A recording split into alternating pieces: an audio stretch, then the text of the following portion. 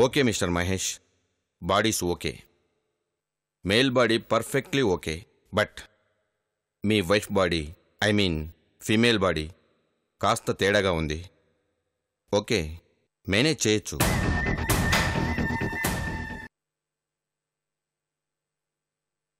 అలా చేయాలి అంటే ఆ డెడ్ బాడీకి నందిని ఫేస్ని ప్లాస్టిక్ సర్జరీ చేయాలి. దానికి నందిని ఫేస్ మోల్డ్ కావాలి. అదే ఎలా అని ఆలోచిస్తున్నాను.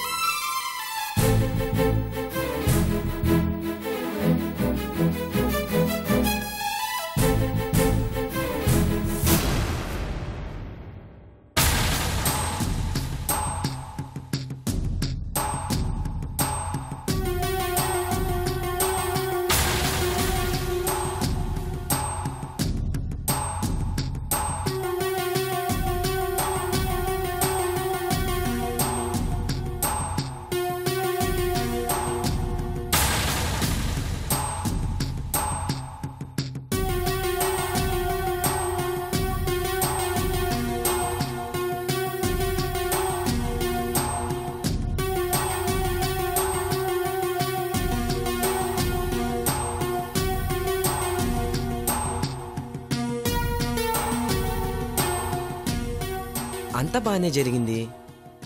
జానికి వాళ్ళ నాన్నగారు నందిని వీళ్ళకి యాంటీగా లెటర్స్ రాస్తే అవి ఫేవర్గా ఎలా వచ్చాయో నాకు ఇప్పటికీ అర్థం కావటం లేదు. టెక్నాలజీని మంచికి ఉపయోగిస్తే మనుషుల మధ్య ఉన్న మానసిక సంబంధాల్ని కూడా మెరుగుపరుచుకోవచ్చని ఈ విషయంతో రుజువైంది. అదెలా సాధ్యమైందంటే చెప్తాను విను.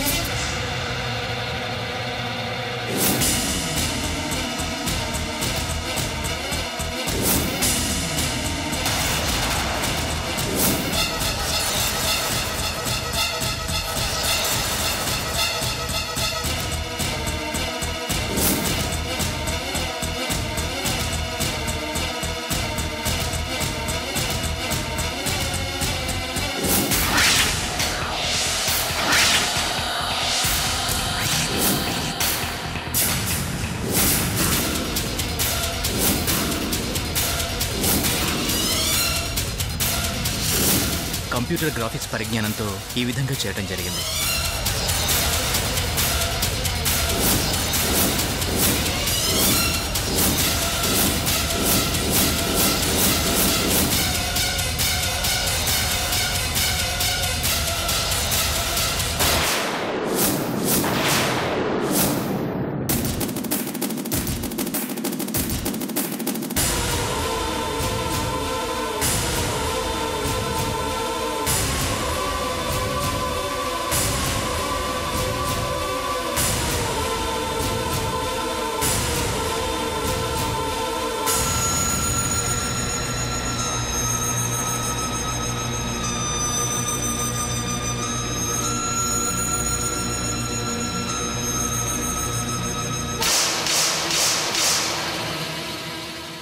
ఏంటన్నయ్య ఏదో కంప్యూటరు స్కానింగు అని కంప్యూటర్ క్లాస్ తీసుకుంటున్నారు? వైశాలిని ఏదన్నా కంప్యూటర్ కోర్సులో జాయిన్ చేస్తున్నారా ఏంటి? అలాంటిదేం లేదమ్మా. అవును, నువ్వేంటి ఇలా వచ్చావు? వైశాలి, జానకి కాఫీ తీసుకురా. ఆగు వైశాలి, ఇప్పుడు అవన్నీ ఏం అవసరం లేదన్నయ్య. కొంచెం ఫోన్ ఇస్తారా? ఎవరికి? మహేష్కా? కాదు, మా నాన్నకి.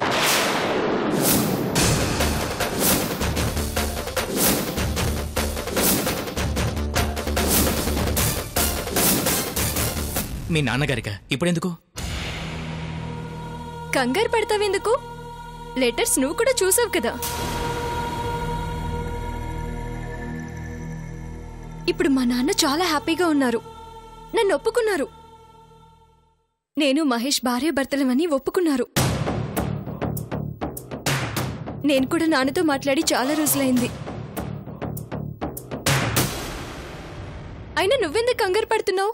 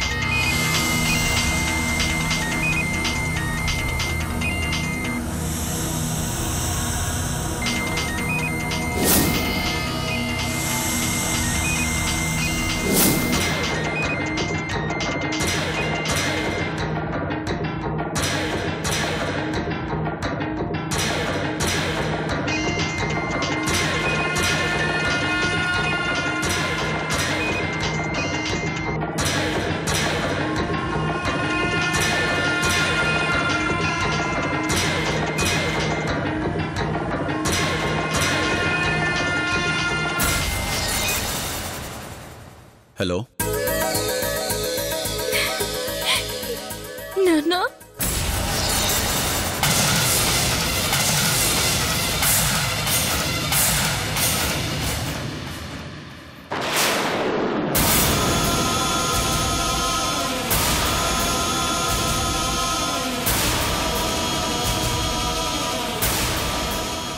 ఇదేంటి కట్ చేశారు?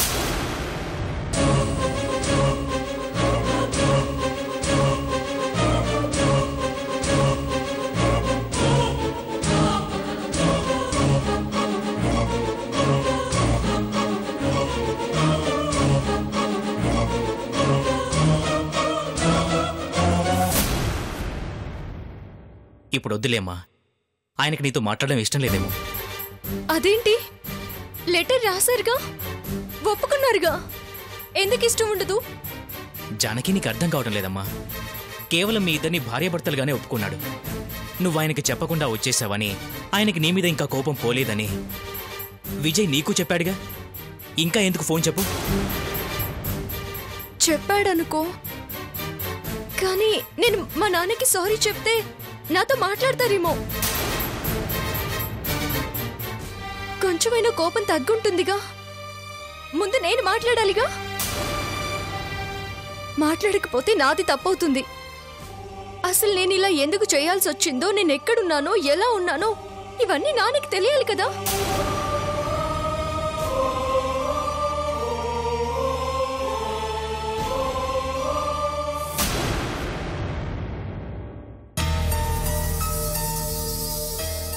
జానకి, నా మాట విని ఫోన్ కట్ చేయి.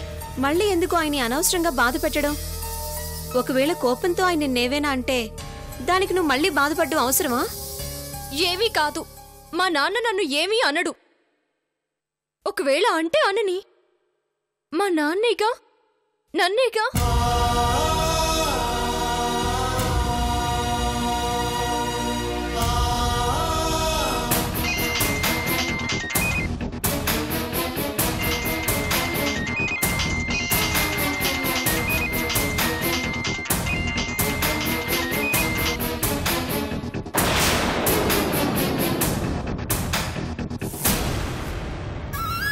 జానకి, ఒక 4 రోజులాగి మాట్లాడొచ్చు కదా, ఇప్పుడే ఎందుకు చెప్పు?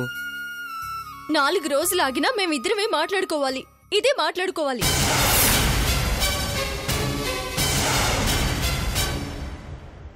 కట్ చేస్తున్నాడుగా, ఎందుకు మళ్ళీ మళ్ళీ ట్రై చేస్తున్నావు?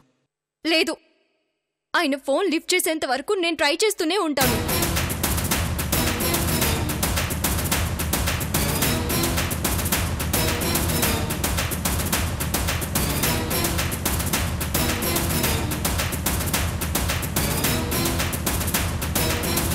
అర్థమైంది కదా?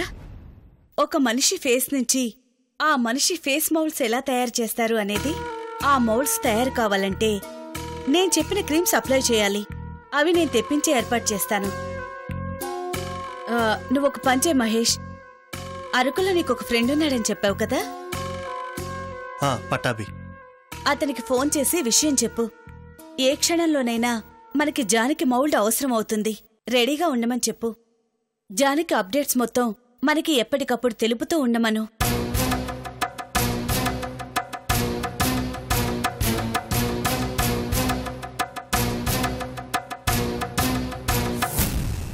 నాన్న, నా మాట విను నాన్న. ఒక్కసారి నేను చెప్పేది విను నాన్న. ఒక్కసారి నాతో మాట్లాడు నాన్న. నేను నీతో చెప్పుకోవాలి నాన్న. అసలు నేను ఎందుకు వచ్చేసానో, ఎక్కడున్నానో, ఎలా ఉన్నానో అన్నీ నేను మీతో చెప్పుకోవాలి నాన్న. ఏమైందిరా? లైన్ కలవడం లేదా? లేదమ్మా, ఎంగేజ్ వస్తుంది. చూడు, నువ్వు చెప్పాల్సింది నేను వినాల్సింది ఏమీ లేదు. అది కాదు నాన్న. హలో నాన్న, నాన్న.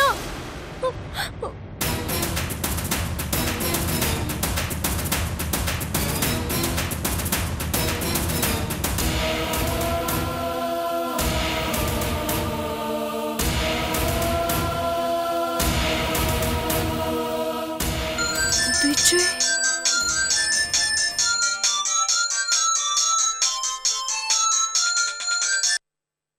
విజయ్. జానకి, నువ్వా? పట్టాభి ఉన్నాడు అక్కడ? ఉన్నాడు. మాట్లాడతావా? నువ్వు త్వరగా మాట్లాడి పెట్టేసే. అవును, ఇంతసేపు ఫోన్ ఎంగేజ్ వస్తుంది. పట్టాభినే మాట్లాడుతున్నాడా? పట్టాభి కాదు, నేనే మాట్లాడుతున్నాను. నువ్వా? ఎవరితో జానకి? ఎవరితోనో ఒకరితో మాట్లాడుతున్నాను. అవన్నీ నీకెందుకు? ముందు నువ్వు పట్టాభితో మాట్లాడు. ఇదిగో అన్నయ్య, నీతో మాట్లాడతాడంట. తొందరగా మాట్లాడిచ్చాయి. 2 నిమిషాలు. తొందరగా మాట్లాడు. అలాగేనమ్మా. ఇక్కడే మాట్లాడు. పక్కకు వెళ్తావేంటి? ఏం లేదులేమ్మా, ఇక్కడ కొంచెం సిగ్నల్స్ వీక్గా ఉన్నాయి. చెప్పు మహేష్. పట్టాభి, పక్కన జానకి ఉందా? లేదు, నేను పక్కకొచ్చాను. చెప్పు. పట్టాభి, నువ్వు నాకు హెల్ప్ చేయాలి. ఇక నాకు జానకి ఫేస్ మోల్డ్ కావాలి. దాన్ని అక్కడి నుంచి నువ్వు చేసి పంపించాలి. జానకి ఫేస్ మోల్డా? ఇక్కడి నుంచా? మహేష్, అసలు నువ్వేం చేయబోతున్నావు? అసలు ఏంటి నీ ప్లాను? నాకేం అర్థం కావట్లేదు. నిన్నటి వరకు లెటర్స్తో జానకి నమ్మించావు, ఇప్పుడేమో ఫేస్ మోల్డ్ అంటున్నావు. నువ్వు చేస్తుందంతా కరెక్టేనా? పట్టాభి, నీకన్ని వివరాలు చెప్తాను. ప్రస్తుతం నా ముందున్న లక్ష్యం ఒకటే, జానకిని బ్రతికించుకోవడం. ఇక్కడికి ఏ క్షణమైనా జానకి మౌల్డ్ అవసరం అవుతుంది. నువ్వు రెడీగా ఉండు. ఓకే మహేష్, మంచు చెడు మనిషిని బ్రతికించుకోవటం ముఖ్యం. నేను రెడీగా ఉంటాను.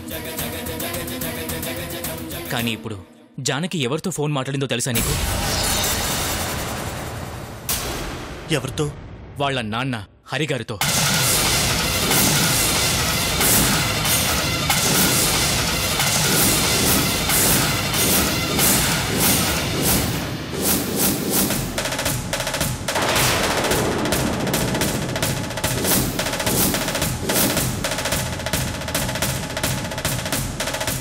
ఏంటి? మావయ్య గారితో మాట్లాడిందా? ఏం మాట్లాడింది? ఆయనే మాట్లాడారు. ఐ థింక్ ఆయనేం మాట్లాడలేదనుకుంటా. జానకినే మాట్లాడడానికి ట్రై చేస్తోంది. ఆయన వింటం లేదు. పట్టాభి ప్లీజ్, ఎట్టి పరిస్థితుల్లో జానకి ఆయనతో మాట్లాడకూడదు. ప్లీజ్ ప్లీజ్, ఏదో చెయ్యి. సరే, I will manage. You don't worry.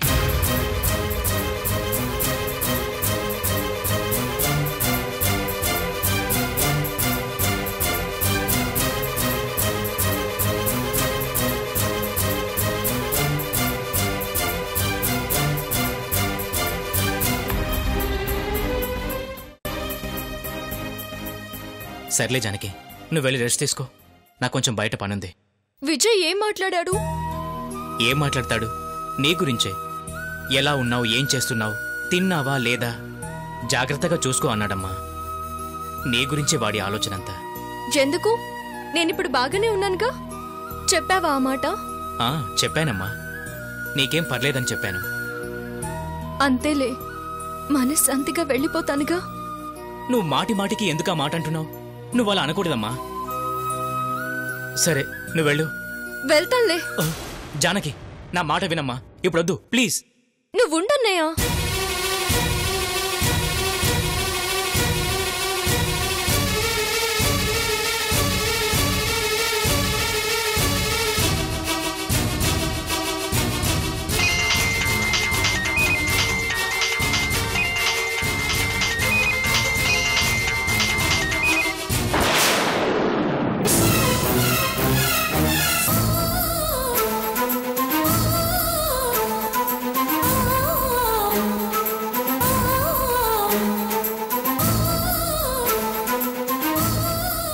ఏంటి, జానకి హరికి ఫోన్ చేసిందా? అవునత్తయ్య, మీరు అర్జెంటుగా ఇంటికి వెళ్ళండి. తను మళ్ళీ ఫోన్ చేసినా చేస్తుంది. ఎట్టి పరిస్థితుల్లోనూ వాళ్ళిద్దరు ఇప్పుడు మాట్లాడుకోకూడదు. సరే, వస్తాను.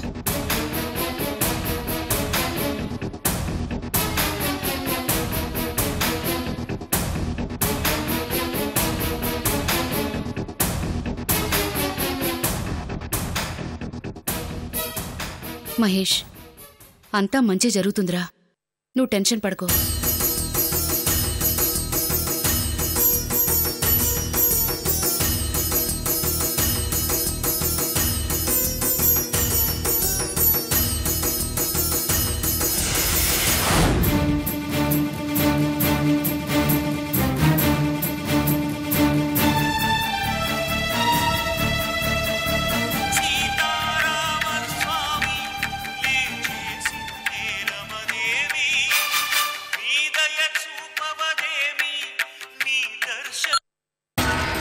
హలో అన్నయ్య, నేను జానకిని. జానకమ్మ, ఏంటమ్మా చెప్పు. అన్నయ్య, నాన్నతో మాట్లాడదామని ఫోన్ చేస్తే నాన్న ఫోన్ కట్ చేస్తున్నారు. ఒక్కసారి ఫోన్ నాన్నకివ్వవా?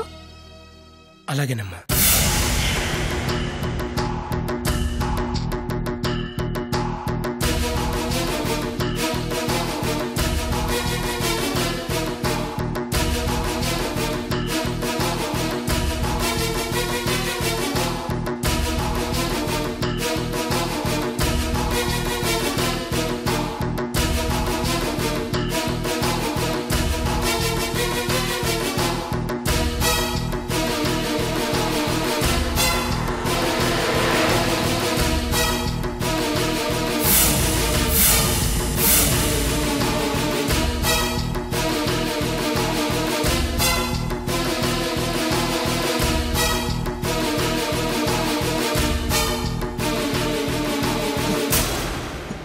అమ్మా, ఫోన్ ఎంగేజ్ వస్తుందమ్మా.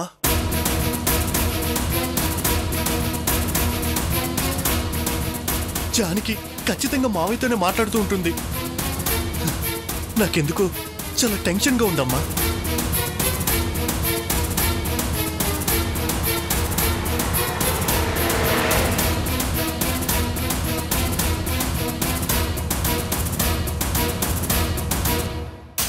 అయ్యా, జానకమ్మ ఫోను. నేను మాట్లాడనని చెప్పానుగా, ఫోన్ కట్ చేయి.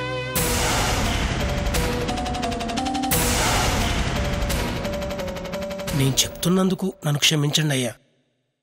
కోర్టులో ఖైదీ కూడా తను ఏం చేశాడో, ఎందుకు చేశాడో, అసలు చేశాడో లేదో చెప్పుకునే అవకాశం ఇస్తారు. కానీ జానకమ్మకు మీరు ఆ అవకాశం కూడా ఇవ్వట్లేదు.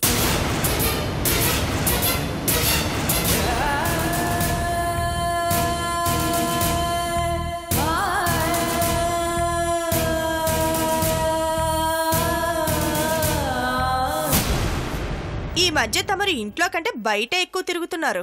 అంటే ఏంటే నీ ఉద్దేశం? అబ్బే, తప్పుడు ఉద్దేశమేం కాదులే. పెద్దదానివి కదా, బయట రోజులు బాలేవు. ఒకవేళ నీకు ఏ యాక్సిడెంట్ లాంటిదో అయినా ఏ హార్ట్ స్ట్రోక్ వచ్చినా ఎక్కడున్నావో తెలియాలి కదా.